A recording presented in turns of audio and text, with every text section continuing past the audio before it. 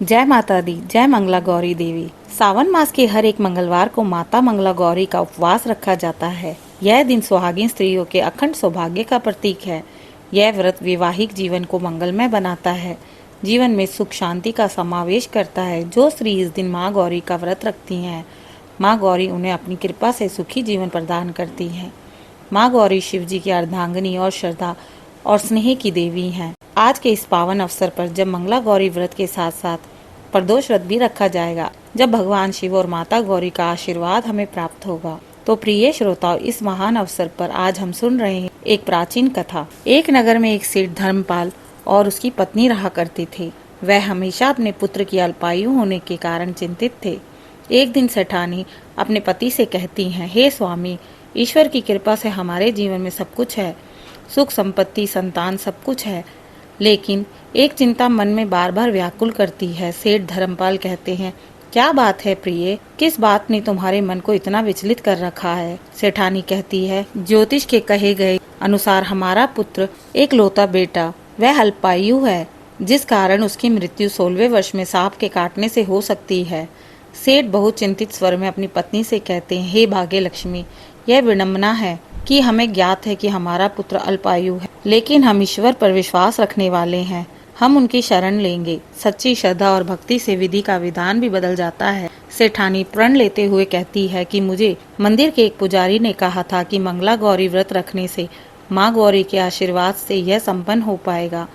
मैं मंगला गौरी व्रत रखूंगी, हर मंगलवार और देवी गौरी से अपने पुत्र की रक्षा की प्रार्थना करूंगी। माता गौरी के आशीर्वाद से कुछ वर्षों बाद 16 वर्ष का होने से पूर्व पुत्र का विवाह हो गया था। सेठ को ज्ञात होता है कि उनकी पुत्र वधू भी पूजा पाठ करने और माता गौरी की उपासना करती है। वह इस परिवार के लिए अत्यंत भाग्यशाली है।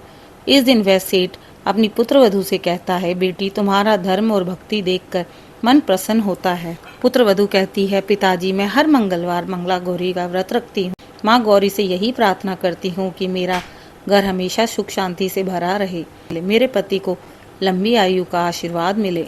जब सेठ का पुत्र 16 वर्ष का हुआ, एक दिन वह अकेला जंगल में किसी कारणवश पहुंचा।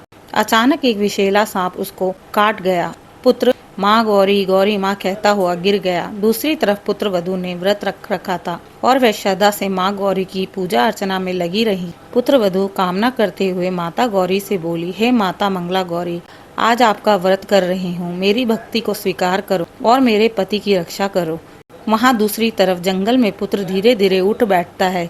जैसे ही पुत्र वधू ने गौरी माँ की आरती पूरी की, सांप का जहर निष्क्रिय हो गया। पुत्र के शरीर में चेतना लौट आई। पुत्र स्वस्थ होकर घर लौट आया। घर पहुँचते ही वह पूरा वाक्य अपने माता पिता को सुनाता है। सेठ प्रसन्न होकर कहता है, ये तो देवी मंगला गौरी की कृपा है, इस व्रत से हमारे पुत्र की मृत्यु। वहीं सेठानी कहती है, हमारा घर आज देवी के चरणों में ऋणी है, हम जीवन भर माँ गौरी की उपासना करेंगे। इस घटना से प्रेरित होकर ही सभी विवाहित महिलाएं मंगला गौरी का व्रत किया करती हैं।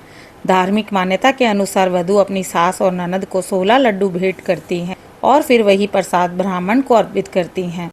फिर 16 बातियों वाले दीपक से माता गौरी की आरती करती हैं। व्रत के दूसरे दिन देवी की प्रतिमा को नदी या तालाब में विसर्जित कर देती हैं और माता से क्षमा याचना कर अपने घर की सुख शांति के लिए प्रार्थना करती हैं। जो स्त्री यह व्रत पूरे 5 वर्षों तक श्रद्धा और विधि पूर्वक करती हैं और अंत में उद्यापन कर देवी की कृपा का गुणगान करती हैं, उसके जीवन में सुख समृद्धि और सौभाग्य बना रहता है। हर हर महादेव, जय मंगला गौरी। कथा पसंद आई हो तो इसे लाइक शेयर सब्सक्राइब अवश्य करें।